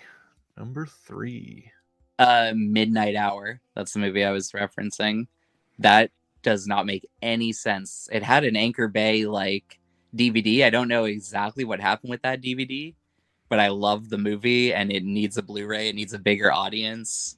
I need to be able to watch it every Halloween in perfect quality. Totally get that. Yeah, I love that movie. And again, like some of these, I would absolutely, like, if it's money, like put up a Kickstarter. I bet a lot of people would be, let's jump in on it. Especially if you can give us some sort of crazy good boutique release style. Exactly. Even if they were like, you have to donate 100 just to get the Blu-ray, I would do it because I love the movie and I want it to happen so bad that it's worth it. Yeah. My number 3, some people look at, honestly, some people look at these last 4. I said Bringing Out the Dead, but then my top 3, some people look at as obvious. I feel like they don't get talked about enough. So this one, I don't know if it's the music, because it seems like they're more open to it nowadays. How do we not have a Blu-ray of Pink Floyd's The Wall? I mean, this is like one of the most influential films of its decade. It is shot beautifully. It's got crazy good animation. It's a weird subversive story. It's amazing. We absolutely need Pink Floyd's The Wall. Yeah, why is that not out? Like, for a while, people speculated because it was a music, but now, like, they're all over streaming. It seems like they're open to everything now. Mm-hmm. Yeah, that makes no sense. Very weird. All right. Number 2. Number 2, Under the Blossoming Cherry Trees. I think I mentioned Mm. one before. Um, and it's on the Criterion channel, and it's been on there since like the very beginning of the channel, but for some reason Oh, weird. they haven't ever released it. And it's a Japanese movie, 70s, and it's like just a straight up masterpiece. And the fact it's been on there so long and still like no one ever talks about it. Like the story is super unique. It's basically like a guy falls in love with like a woman, and she kind of like almost mind controls him to like do her bidding, and she makes him go and kill a bunch of people and chop their heads off, and she like collects the heads like dolls and like Wow. plays with them. But it's so good, and it looks amazing on the channel the way it's shot. Like I would take anything. It doesn't even have a DVD, I don't think, so I need Blu-ray anything of that movie. I wonder if that's one of those, I know Japan blocks a lot of releases. It could be something related to that. Maybe, or they just don't think it's like Economically viable or something. yeah. I mean, maybe they're just waiting. It'll eventually get around to it, but that needs to happen soon. Because I saw the 10-year anniversary of me watching it happened like a few months ago. Because I posted it on, I'm like, it's not every day you see like a movie that just changes your life. I remember me and my 2 friends, he had like it was at college, he had a theater in like his house, well, in his like apartment with like a screen and like movie theater seats and stuff. And like, it was 1 a.m. I think when we started it. I don't even know what made us play it, and like it changed our lives. We still talk about it today. It was one of the best experiences, and I recently showed my girlfriend it after not having seen it for like 10 years and still loved it. So interesting. David Lash is asking, can you explain how Japan blocks releases like the Japanese government? Yes, actually, a lot of the Asian cinema is controlled by the government in the countries that they were made in. And they not only do they hold the elements, but they just straight up say, we won't sign it to any other distribution in anywhere in the world other than in its own country, and sometimes not even there. That's what's crazy about it. And Silent Mandible says, what is the title again? Under the Blossoming Cherry Trees. Go watch that immediately. Seriously. So, I love his excuse for asking. He says, sorry, I'm snacking loudly. It's just all I gotta say. Yeah, I'm gonna have to watch that. That sounds amazing. I can't recommend it highly enough. Like, it is so good. Wow. Perfect movie. Interesting. Okay, my next 2, I would put up there with, again, can't recommend nearly enough. This one, some people will probably think it's obvious. I am astonished that there's no HD release of Dead Presidents. Okay. Come on. It's a heist film, which everybody seems to like great heist films. It's a really interesting story, trying to get these retired bills before they're taken out of circulation. It's relating to black cinema, which is doing fairly well at the moment. It's also relating to the military because it talks about Vietnam and all that. Keith David, kind of amazing in it. I love Keith David in so many things that he's done. Obviously, The Thing, obviously Tales from the Hood, and then he's astonishing in Dead Presidents. And again, like when we talk about things that are influential, this is up there for the way that they filmed the action behind this heist. There's no way that some of the ways that they made these shots didn't hit like early 2000 cinema. It hit so many of those movies. Dead Presidents was important to a lot of people. I feel like that might be something Criterion could do. Just they did Society, like Deep Cover. They've been kind of working their way, so I could see maybe that coming soon. I would love a Deep Cover style release for that. Oh yeah, that would be nice. That would be very nice. Oh yeah, I don't know how I didn't say They Live. Yeah. Oh, They Live doesn't have a Blu-ray? No, it's got like 19 Blu-ray for Keith David. Oh, okay. I know, like I can almost see it on my shelf. So it's got like 4 4K releases. I think we're okay on They Live. That would be insane if that didn't happen. Yeah. John Carpenter's been exploited forever. What Mhm. is number one on your list? Number one, Pinball Summer, also known as Pickup Summer on VHS in America, and it's by the guy who did My Bloody Valentine, and it's Oh, a no sex way. comedy. It is so good, just basically the most perfect sex comedy imaginable. I love it so much. Great soundtrack, great cast. It's amazing, and I feel like it'd be good for the like CIP label or whatever. Yes. In like, I don't know why it hasn't come out. I almost thought about like reaching out to the director just to see what was up. Like, Hell yeah, do it, please. what'd you say? Hell yeah, do it, please. I reached out to some people and like got some responses, and then I was just like, no, like I need somebody else to do it. Almost like I want it so bad, but like I don't know. I feel like I just want somebody else to do it so I can sit back and relax and just enjoy it when it happens. But them or Shout should do it. And I can already picture the cover in my head too. I love like Nice. pinball movies and just that whole just I love sex comedies and they don't get enough like Blu-ray love. I feel like hardly anyone releases them. And if they do, it's normally like bare bones, like Yeah. nothing on it really. So that one is that's my number one. You've got a lot of people praising Pinball Summer in the chat. And then Will Dodson, who's on here on the all the time, he says, "Yup, Dan knows his VH shit." Thank you.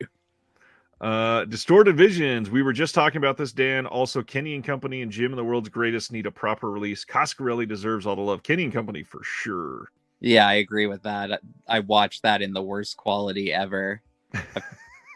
I need to see it again in good quality. Yes, there's a lot of those, and again, if CIP could pick that up, I'd love to see. Mm-hmm. It would be a weird double feature only based on the name, but I'm just going to throw it out there just to make the world do it. Give us a double feature of Pinball Summer and Pin, that the Canadian horror movie. That would be great. I thought you were going to say Tilt. Tilt was on my list. I want that so bad. That's another.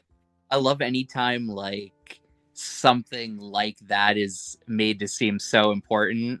Like there's one movie like I have that's like foosball is the most important thing and pinball being the most like I love those types of movies where it's just classic late 70s early 80s where there's like a tournament involving pinball or high stakes. It's great For sure.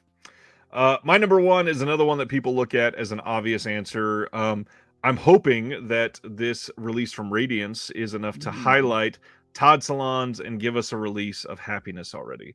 mm-hmm. I mean, Philip Seymour Hoffman died, and we still don't have this on HD. Come on, It makes no sense. none at all. And this is the second John Lovitz title of the night. I love that. Yeah, John Lovitz not huge in this movie, but I love John Lovitz, and yeah, Todd Salons has some amazing things, and we need Happiness. We need Happiness bad. Mm-hmm. I agree. That would be so good. One of my favorite movies. Nice.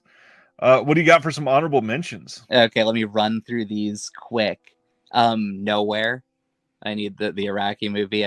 I think like Doom Generation, they're doing some 4K screenings with it right now, so maybe Nowhere's eventually. I'm not sure. Then I got Tougher Than Leather. That's the Run DMC movie. Need that. Snow Day, the Nickelodeon movie.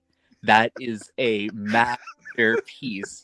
I love that movie so much. I need that packed with extras. Just to reiterate, Dan said he was born in 1990. Yeah. And that will be obvious with the next one. Harriet the Spy. Yes! I love Harriet the Spy. Why does that? Well, for one, they did the Good Burger like Blu-ray recently, and it was like shit, like no special features or anything. And they just announced a sequel. How did you not capitalize on a great Good Burger release? I know maybe they'll do one when the sequel comes out. But yeah, maybe needs that. Then I got Spice World. Yes. How is this not on Blu-ray? They should have done like a Blu-ray with that, and then when they like a documentary about when they first like reunited, because I know they've been reuniting here and there and doing like Yeah. different tours, but I would have loved a Spice Girls thing. Yep. Then Don't Tell Mom the Babysitter's Dead. I'm pretty sure that doesn't have a Blu-ray. Not and yet. That needs one. One of my That was favorite. one of mine honorable mentions too. Nice. Not of This Earth. The Tracy Lords. Oh. Yeah, that needs a Blu-ray. And I think like the Roger Corman stuff is starting to come out now, maybe. So I think there was like an issue with his family arguing about something. It had a good DVD, but I would like a Blu-ray of it. That would probably be Shout Factory now. Yeah. And then the last thing on my list is Kids. Yes. There is a German Blu-ray, but again, we do need a good American Blu-ray of it. Is there anything on that? Do you know? I don't think there's any extra special features. I went to they did an anniversary screening years ago. I don't even remember how, maybe 8 years ago or something. And everyone was at it. That would have been the perfect time. They should have filmed that. And then it had Harmony and Larry Clark and Rosario Dawson and Chloe, the chance of getting them all together. Nowadays, God no. Oh yeah, I know. Even then, I did not think it was going to happen, even up until it finally did. There might have been a little tension in the room, but it was still a great Q&A. So they should have filmed that. And then, and they just did that kids documentary too. Yep. Yeah, so they could include that. That was I like that movie. So there are a couple from Larry Clark that are still not on Blu-ray, I think, right? Yes. What is Ken Park? Bully? I don't think is either yet. Okay, Bully is a masterpiece. That needs Ken Park is definitely not yet. Yeah, that one. Does that even have a US DVD, or I don't even know? No, I don't believe it's ever been in circulation in the US. Yeah, because I remember back when I had to get some bootleg thing back when I wanted to watch it. So yeah, they're still floating around. Somebody in the group chat just requested one that I'm in this last week. What? Oh, the bootleg of it? Of Ken Park, yeah. That's funny. Yeah, there's got to be another one a hit. Yeah, Kids.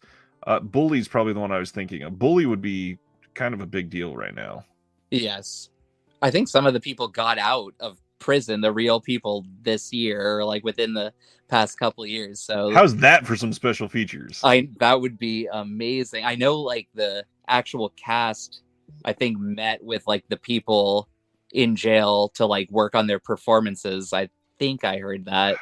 So it would be cool to maybe see what they're up to, I guess. Interesting. See how they were rehabilitated. Yeah, exactly. Insane.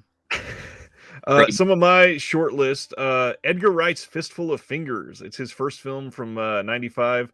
I'm just Edgar Wright fanboy, and I would love to have that.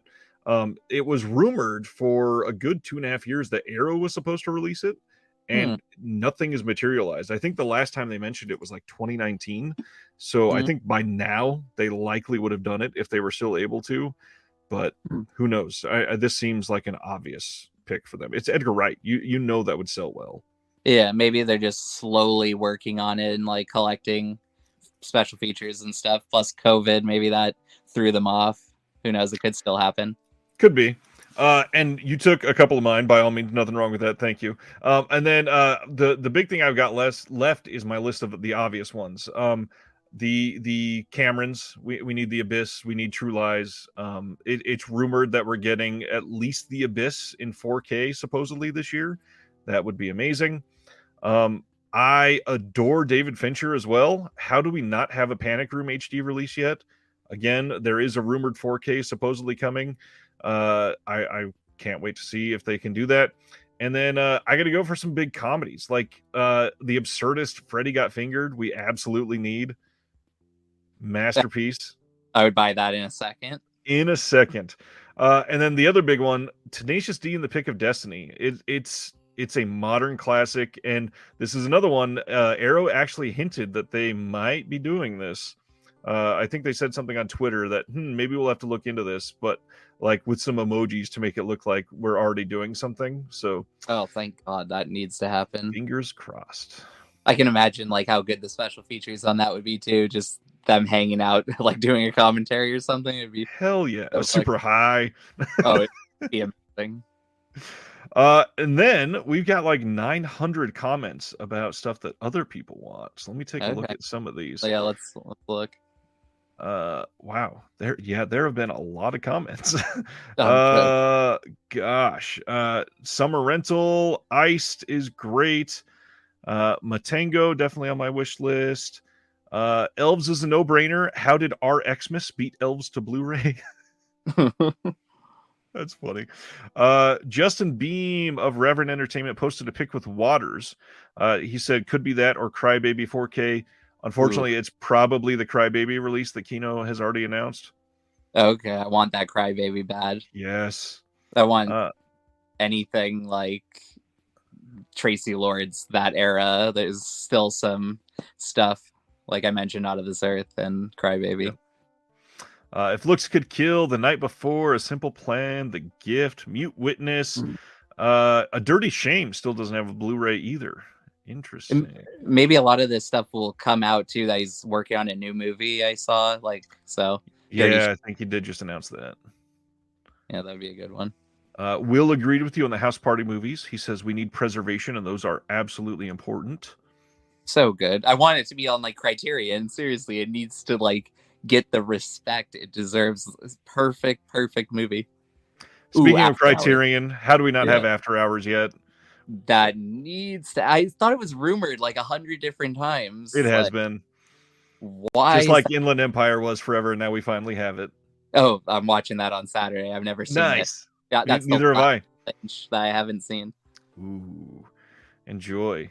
Sex and Fury is the most important film that needs a restoration and release. The Devils would argue with you, but hey, I guess I should have said that's another one of the obvious ones, but it's Warner Brothers is probably never going to do anything with it. Near Dark, doing it properly is Big Disc's #1. There is a couple Blu-rays, but they are pretty bad Blu-rays. They're very dark and the sound is atrocious. Oh, really? I remember like the DVD, like the 2-disc set or whatever. I remember getting that back in the day and being so happy. Yeah, there was it Anchor Bay? Somebody did a US Blu-ray here like in 2009. It was way early in Blu-ray and it just did not look good. It's clear they didn't do any color correcting for like the darks. So especially in the beginning, the shadows, you can't see a damn thing. And then there's a German media book, but it's the exact same master. So it did nothing. Tom says Muriel's Wedding, yes, with Toni Collette, please. Crimes of the Heart with Keaton, Lang, and Spacek. Yeah, we're probably not either one of those, unfortunately. Flickering Waves about Pink Floyd's The Wall says if it requires Pink Floyd's approval, they probably can't agree on anything right now. They really messed up the anniversary edition of Dark Side. I've heard that people were unhappy with that. Oh, look at that. Sibner said Bully just a little while ago. Nice. Nice. The miniseries Unscripted. I don't think I know that one. Okay, Unscripted. Sounds familiar. But it's not popping into my head. Yeah, there are many Larry Cohen films still not on Blu-ray. Deadly Illusions, which never got a DVD release. There's all kinds of stuff that he wrote and didn't direct that's not on Blu-ray yet either. Yeah, speaking of Tracy, I know she's in the movie. I can't even think of the movie. I think it has like Judge Reinhold in it. Oh, God damn it, yes. It's like 94 or something. It's like in mid-90s thing. Forget that's the name. The one. Cohen did direct this one, right? Yes, he directed it, yeah. And it's good. It's underrated. I like it a lot. As Good as Dead? Or As Good as Dead. Yeah, it's a TV movie. Yep.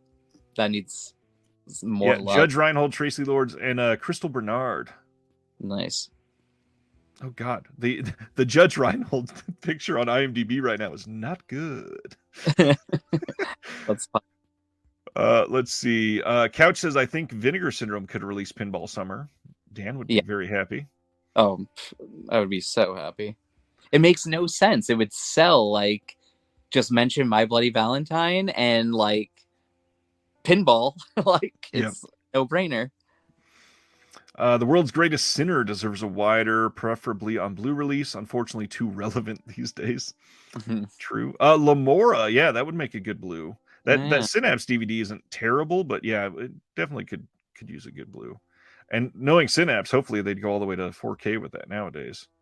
Yeah, that'll probably happen one day. Will says Home Alone 3. It's the best of the series. Mm.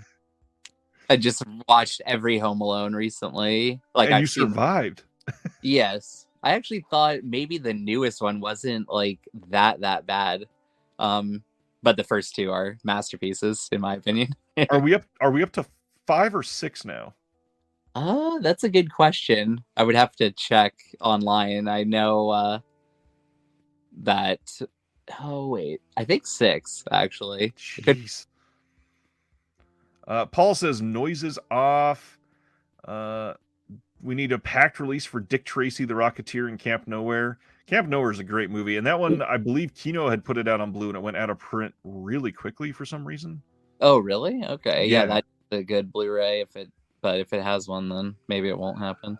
I think, yeah, I see it right there. Yeah. How about License to Drive not being out of print? Lots of Sidney Lumet, not on Blu-ray, weirdly enough. Q&A, Family Business, and Guilty as Sin. Guilty as Sin does not have a Blu-ray. Interesting. Dead Sea Life says the cast of kids are in their 50s. Feel old yet? Yeah. Well, they all still look good, and they're all still. Well, I mean, the ones that are alive. I mean, yeah. Chloe was in the Poker Face. Rosario Dawson, obviously, everything. Yeah. Rosario's everywhere nowadays. I see somebody said Trash Humpers. I agree. Anything Harmony that's not on Blu-ray needs a Blu-ray. Absolutely. Another Day in Paradise. Yep. Teenage Wasteland. Mondo Kane. Yeah, we got a lot of good answers in here. Bruiser. When I brought up Edgar Wright, somebody said to put Spaced on Blue. I would love that. Yeah, that DVD set was good for that back in the day, but yeah, that could go on Blue for sure. Arrow does hint a lot, and then it seems like they've not been following through on some of it. Beyond the Mat. Yep. I Was a Teenage Zombie. Yeah, now that they're that wrestling in shadows or whatever did well, I could see Beyond the Mat happening soon. That's so good. Yeah. Man, lots of stuff on here. Loving these answers for sure. There's so many documentaries that documentaries get forgotten quickly. Oh yeah, so many favorites that are not on Blu-ray and are hard to find on DVD even. That is true. Lots of Elvis movies missing on Blue. Some of the DVDs look pretty bad. Yeah, ain't that the truth? All right. House of Laughing Windows, obviously. It's another big one. Run and Kill, Night of the Juggler, Pura Sangre. Yeah. That's a lot. I've reached the bottom. That's a hell of a wish list. Now, if only we could get at least half of those in the next, I don't know, 6 months. Is that asking too much? Yeah. It's it's clear. That's why I see some people complain about too many Blu-ray companies or too many releases. Seriously, it's never ending. The great shit that's a lot of it has never made it to disc at all, not even DVD or anything. So I love it. There's so much more. Certain times there's certain titles that when they finally come out, I'm always so happy. Wildlife. I wanted that forever. That finally happened. Get Crazy. Yeah. It's great. That's one of my favorite things is when one of these wish list titles finally come out. Yeah, it's nice to be able to look back and cross some of these off. And that was one of the cool things is I was like, maybe I should make a list of the obvious ones just in case. So I just did a quick Google before we started. And some of these that are not even that old, 3 years old, and half of the wish list titles are already out. And it's just nice to see okay, we're still slowly picking away at what we need. And obviously we're never going to get everything. We just have to come to terms with that. But at the same time, film accessibility is that important. And even, stuff like you're putting out, it's not stuff that a lot of people know of, but they all deserve that type of respect. It's, again, as I've said too many times on this show, every single film has been somebody's favorite movie. And without us giving that respect back like they gave respect to the film, it's not going to be there forever. And it's art. We got to preserve it. I agree. You could go country by country, Oh and there's God, yes. hundreds and hundreds of things. Or you could go state by state, and there's so many movies that deserve a Blu-ray, and also the stories of making those movies Yeah. deserve to be told, and different performances. Like, there's so much that needs to, be preserved and get put out on Blu-ray. And that's why, some of the stuff you're doing, interviewing these random backcountry people that have not seen, press for a movie since 1993 or whatever. It's a big deal because some of these people, I mean, not to be morbid, they're on their way out. A lot of them. Yeah. The the main interview on like the release that's coming out Saturday is seriously like the best. Not even complimenting me, nothing to do with me doing the interview. The guy is an absolute legend, so anyone who buys that release needs to watch that interview. I actually want, like, it was so good, I'm like, we should make a feature length like documentary about this. Like, he did more than anyone ever. Like, seriously, he did so much good shit in his life. It's insane. So much crazy stuff. It's great. Well, I can't wait to see how this release does for you because it sounds like it's going to be incredible. And again, to be putting out the shirt, what else is coming with it? You got a shirt coming? Yeah, there's going to be a shirt and a poster too. So Poster too. Blu-ray, shirt, and poster. So I'll post all that stuff on my Instagram and everywhere. So yeah, and of course I'll be posting all the announcements the moment that we come out with those. And then Dr. Will Dodson, Ashby Owls in the chat. He'll be with us next Thursday to talk about all these for the first week of the month. Dan, this has been amazing. Thanks for hanging out tonight. Oh yeah, thank you for having me. Appreciate it. Before Dan heads out, any questions about VHS Hitfest? Anybody wants to know? We've got, how many releases do we have so far? Is it 4 or 3 that have been put out? 3 that are out. Okay, so this will be number 4. Yep. So anything about any of the first 3 titles that anybody are dying to know that you didn't find in the special features? I mean, first off, Corn Chucker took the world by storm the moment that came out. Yeah, I was very happy to put that out, and it being the first one too. I was super happy. We actually licensed something that I feel like is going to be like the next Corn Chucker. It's going to blow people away, and it was shot on film, and the guy still has the like film, so we're going to actually get it like transferred. Wow. So this is about to be super, super cool.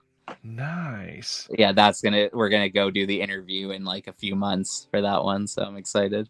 That's fantastic. Hope the art is as iconic as that Corn Chucker art was.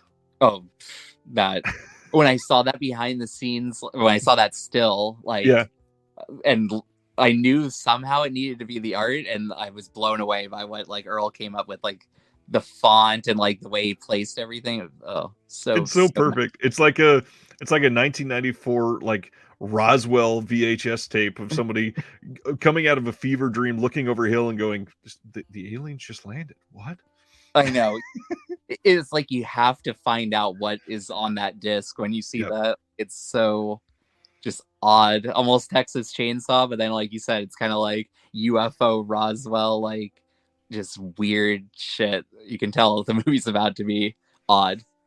Absolutely. I don't know what just spurred my memory, but I did want to give an update because I've had a lot of people ask about this. Vinegar Syndrome in January had announced that they're doing a 10-film box set that was supposedly going to be coming out in May, and that has been pushed to later in the year. And they said the reason is they found better movies to put in the box set. So not sure exactly what that means, but it's still coming, and it should still be here this year, just a little bit later.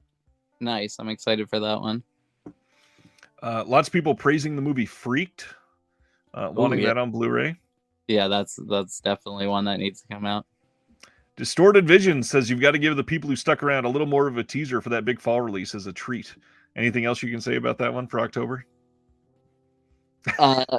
It's insane.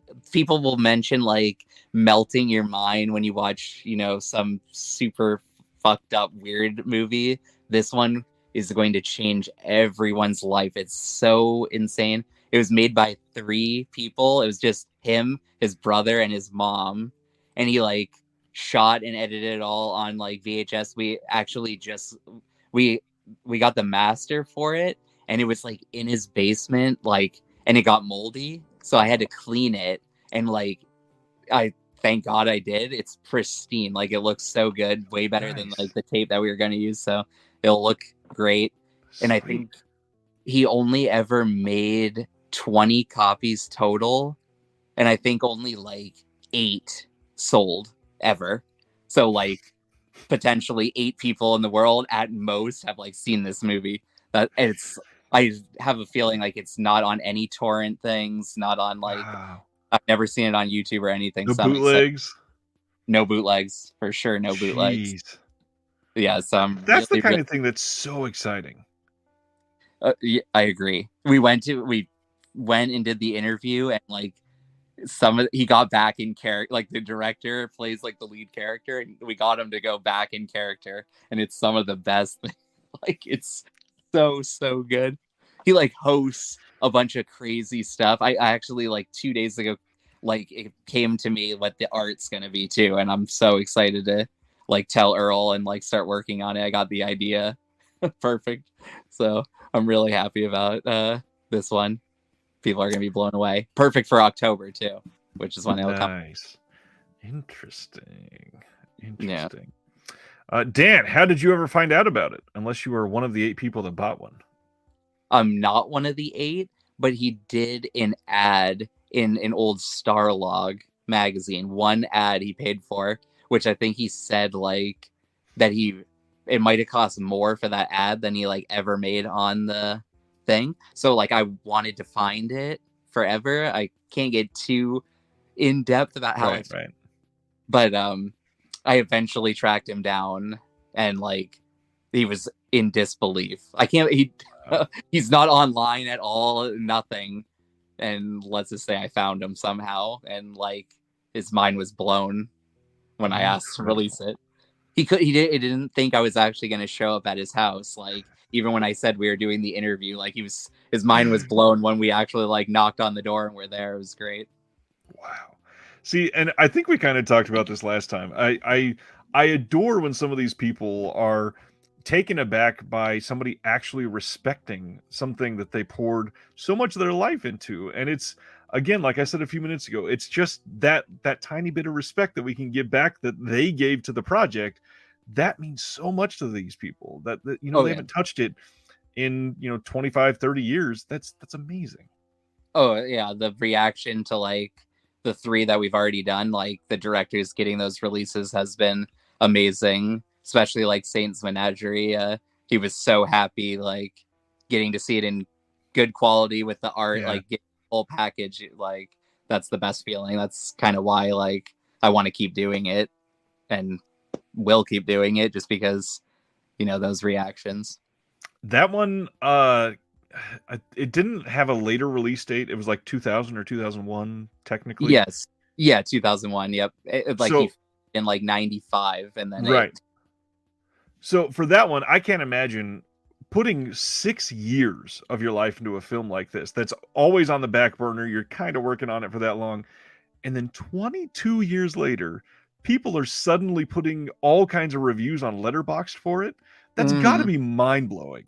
Oh yeah, I think like there was like 2 reviews maybe ever for it until like the release, and also he said like that the movie, he didn't know if it would like come out, and then like when it finally was finished, he had the choice between doing a VHS or doing a DVD because it was 2001, and he chose to do VHS. So basically, like no one bought it when it came out, which is terrible to say, but like so it never had a disc in any way. So it was really great to finally, be able to give it a nice release, and like it made him super happy. Nice. We got a comment for you. Fame Gone Wild says, "My man Dan, I remember you collecting movies back on Maple. Keep grinding. OG Ray B." Oh wow, what? That's one of my old good friends. That's actually Ray Blanks. Shout out, related to Billy Blanks, the legend. Wow, look at that. Erie legend. The whole family eats great. That's amazing. Yeah. Welcome, Ray. So good. Yeah, I again, I can't imagine being that director and not having anybody ever seen the film, and then in 2023 you got a saved Google search for it or something, and suddenly everybody popping up on Letterboxd talking about how they love it. Yeah, I know, it's so good. And like he never made any money off of it. He lost a ton of money. So Of course. being able to finally, actually get it seen and get reviews and into stores and stuff, he's super happy about it.